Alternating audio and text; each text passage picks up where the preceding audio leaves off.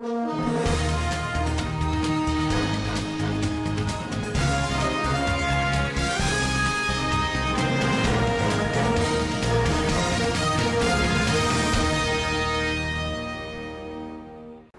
of Kano State tasked local government councils in Zamfara State on prudent management of resources.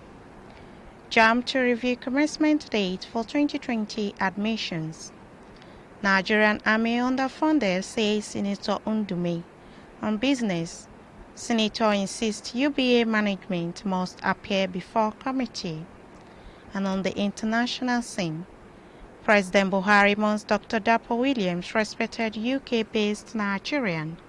Welcome to Svtv News. I am Musa Joy Unyoza. The Emir of Kano State, Alhaji Aminu Ado Bayero, has charged local government council sole administrators in Zamfara State to ensure prudent management of resources while discharging their official responsibilities. The Emir gave the charge on Sunday while receiving local government council sole administrators in Zamfara State under the auspices of the Association of Local Government Councils of Nigeria, ALCAN, who paid a courtesy visit on the Emir, who is on familiarization visit to Zamfara State. The Emir was hosted at the Government House, Gusau. The Emir of Kano was in Zamfara State on state familiarization visit to the government and traditional institutions in order to cement the existing cordial relationship and at the same time to explore more areas of support and cooperation between Zamfara State and Kano Emirate Council. Alhaji Aminu Ado Bayero reminded them that they would one day account for their leadership on the day of resurrection before Almighty Allah, hence the need for them to discharge their duties without fear or favor. Governor Bello Mohammed Matawale Maradu has decried wrong attitude of politicians and political office holders to our traditional institutions in the country. He expressed his worry when the Emir of Kano, Alhaji Aminu Ado Bayero, paid him a courtesy call in his office on Sunday. The governor observed that politicians, especially political office holders, severally accorded great degree of disrespect to the institution, which he said contribute to downgrading of its worth in the eyes of followers. He said as politicians and political office holders, they must realize that the traditional institution is a permanent leadership structure in the society. It is therefore the original heritage which they must preserve and respect. The governor said that the attitude of many politicians in the authorities towards the traditional institutions leaves much to be desired, a situation that contributes to its falling dignity in the eyes of its followers. Unknown bandits have unleashed fresh attack, killing many people in Maradu local government area of Zamfara State, the hometown of the state governor Bello Mohammed Matawale Maradu. Daily Post gathered that more than 20 innocent citizens lost their lives at a time the governor said armed banditry was coming to an end in Zamfara State. According to eyewitnesses who escaped to Gusau, the state capital, the attacks were very terrible and so frightening that they had to escape from the area to Gusau, the state capital. One of the natives who granted an interview to a reporter, Mohammed Maradu, said that he could not count how many villages that were attacked. He said they were terrified when they saw the gravity of the terror, which forced him and his family to run to Gusau for the safety of their lives. Another woman who put her name as Aisha explained that killings were still serious in Zamfara State, irrespective of what the state government was claiming, pointing out that throughout the armed bandit operations, there was no single security operative to salvage the situation. The Joint Admissions and Matriculation Board, JAMB, has said it is considering a new date for the launch of the 2020 admissions process. Premium Times earlier reported how the board initially told all institutions to begin admission for candidates for first and second choices on August 21, 2020. In a statement on Sunday, the spokesperson of the board, Fabian Benjamin, said JAMB will be meeting all heads of tertiary institutions on August 10th to discuss the possibility of shifting the commencement of admissions to a date that would better accommodate the vagaries of the COVID-19 pandemic. As a responsive organization whose mantra is equity and fairness, the board desires that every aspiring candidate who has taken its UTME be given equal opportunity to compete with his or her peers for the available openings.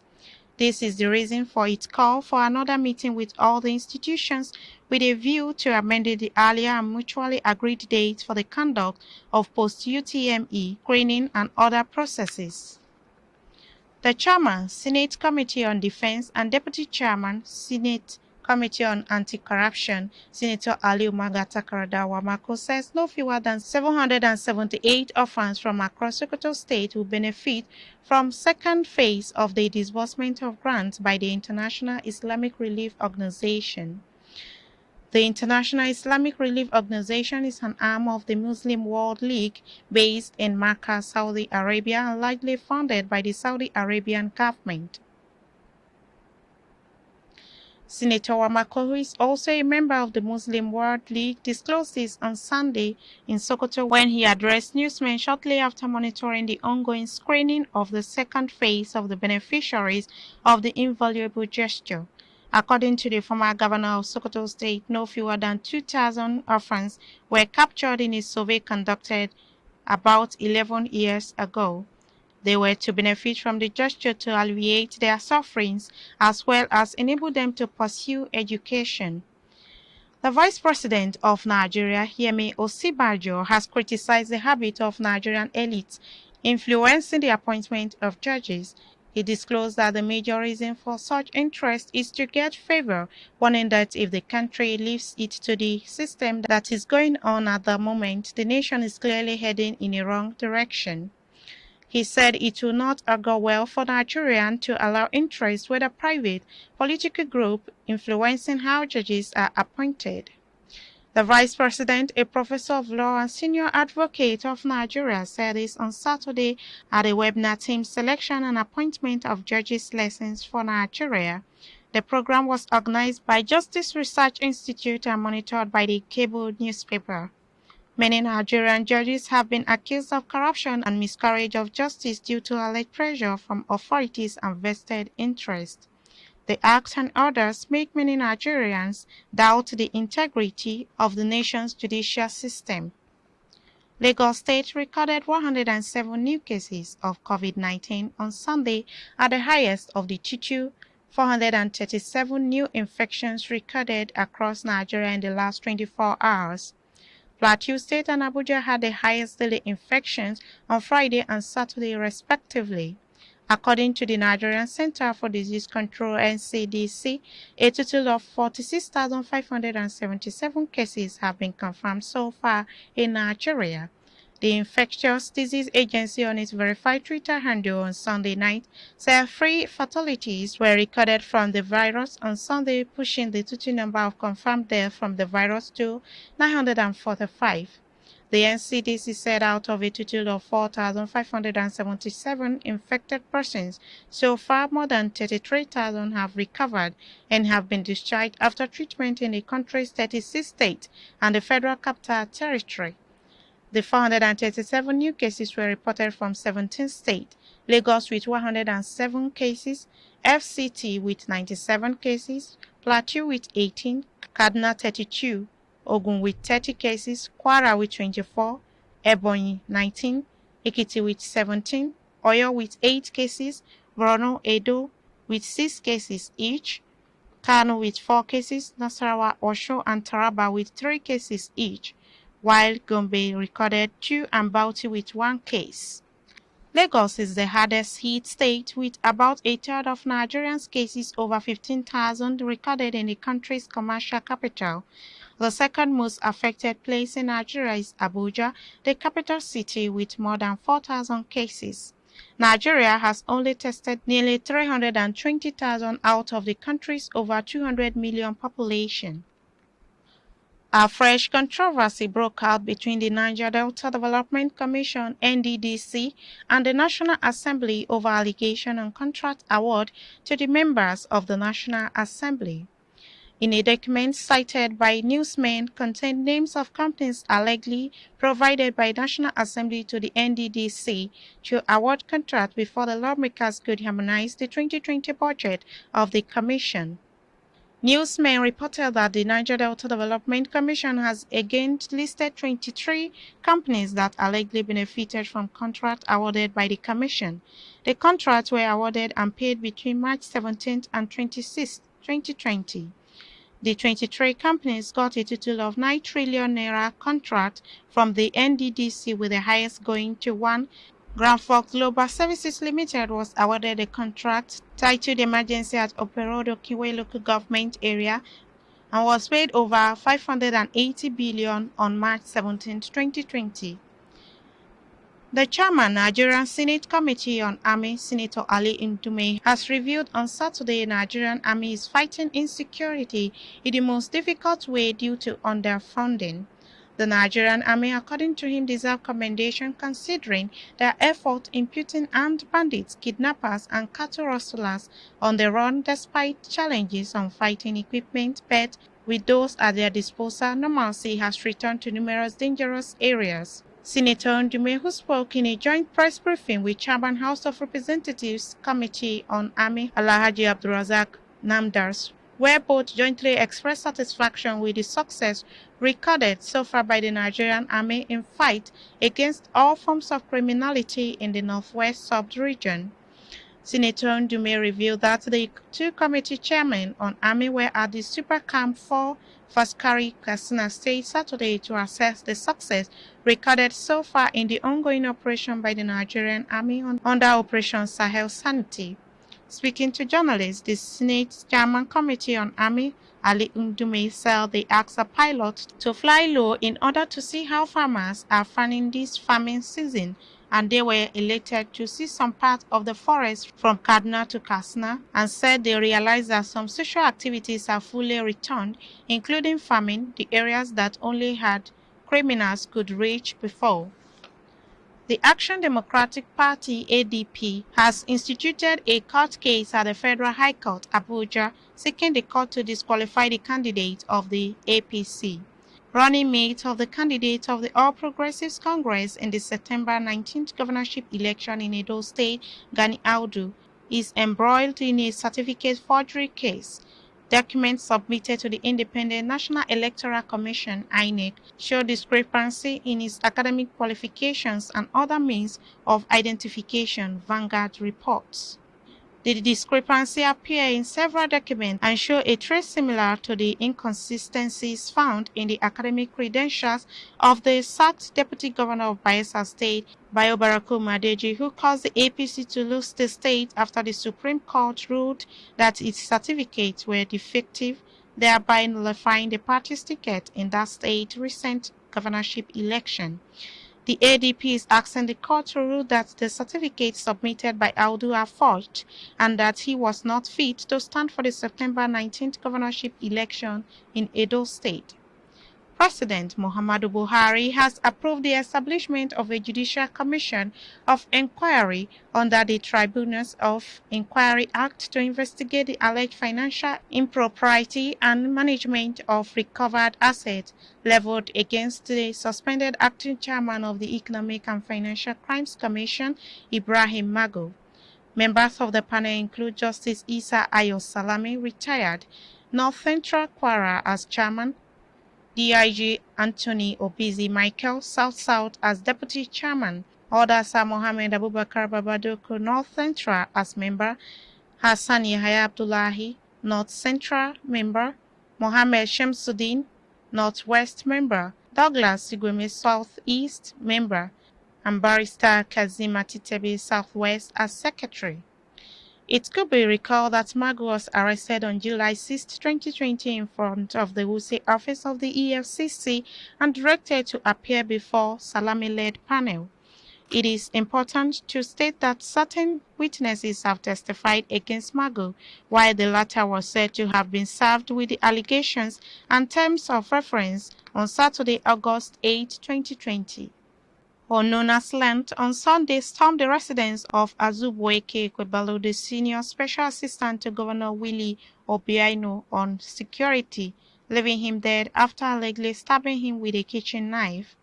The news agency of Nigeria, NAN, gathered that the incident occurred early hours of Sunday at its residence at the Commissioner Quarters, Okai Hybro area for government officials. An eyewitness said that late Mr. Ekobolo, who hails from Obunike in Oyi local government area of Anambra State, was a close relation to the wife of the governor. He was murdered by unknown men on Sunday night at the Commissioner's quarter, Oka. A source said security operatives have been directed to do all that is possible to bring the killers to justice.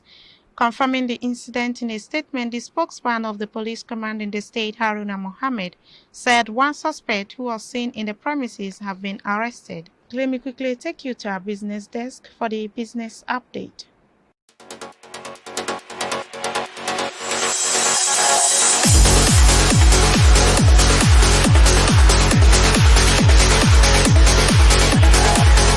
A senator has restated his stance that a Nigerian bank has a case to answer about a petition written to the Senate. The chairman, Senate Committee on Ethics, Privileges and Public Petitions, Ayo Akinyelure, said the management of United Bank for Africa has to explain the alleged withdrawals of 41 billion naira from accounts belonging to Nitel, domiciled with it by liquidators of the telecommunication firms. This comes 2 weeks after the committee summoned the UBA Group Managing Director Kennedy Ozoka to appear before it and give necessary explanations. The panel alleged that UBA defrauded Nitel of about 41 billion naira from 42 billion naira that liquidators of the telecommunications company deposited there after being sold to MTEL. The allegation was made on the ground of petitions forwarded to it to that effect by J.U. Ayogu and Co. on behalf of Nitel and MTEL. Mr. Akinyelure had told journalists that UBA made unauthorized withdrawals from the accounts of the liquidated telecommunications companies 4 times and technically stole 41 billion naira out of the 42 billion naira that liquidators of the firm deposited before. However, a former managing director of UBA, Tony Elumelu, denied allegations of his involvement in the alleged fraud. He gave Mr. Akinyelure 7 days to retract his comment linking him to the alleged fraud and threatened to sue the lawmaker should he fail to retract the statement and publicly apologize to Mr. Elumelu over the allegation. Although Mr. Akinyelure said last week that he was not perturbed by the threat, his latest statement, however, stated that his comments were not meant to blackmail Mr. Elumelu and cause malicious damage to the bank, but to let the public know about the allegations and seek explanation to that regard. The bank has also said the matter was in court and the senator should allow the court to rule on it. And on the international scene, President Muhammadu Buhari condoles with Nigerians at home and in the diaspora over the sad loss of Dr. Otumba Dapo Williams, a prominent member of Nigerian UK diaspora. Sympathizing with the family and friends of the deceased, the president recalls his meeting with Dr. Williams in January this year during a town hall meeting with Nigerian professionals in the United Kingdom. He was passionate about our country, deeply committed to a Nigeria that attains her position in the Committee of Nations. The president said it is sad to lose such a hopeful, ebullient soul so soon. Dr. William was leader and pioneer of Nigerian think tank group and staunch member of the All Progressives Congress and Buhari campaign organization in the UK. The very successful real estate professional and community leader was also a member Institute of Director London and Kent. That has been the news from Standard Voice Television. To end the news, a quick look at the major headlines. Emir of Kano State asks local government councils in Zamfara State on prudent management of resources. JAM to review commencement date for 2020 admissions. Nigerian Army underfunded, says Senator Undume. On business, Senator insists UBA management must appear before committee. And on the international scene, President Buhari mourns Dr. Dapo Williams, respected UK-based Nigerian. That's the news on behalf of the production crew and head of News and Current Affairs Department, Alhaji Ibrahim Garabatino. I still remain Musajoy Onyoda. Keep watching Standard Voice Television News.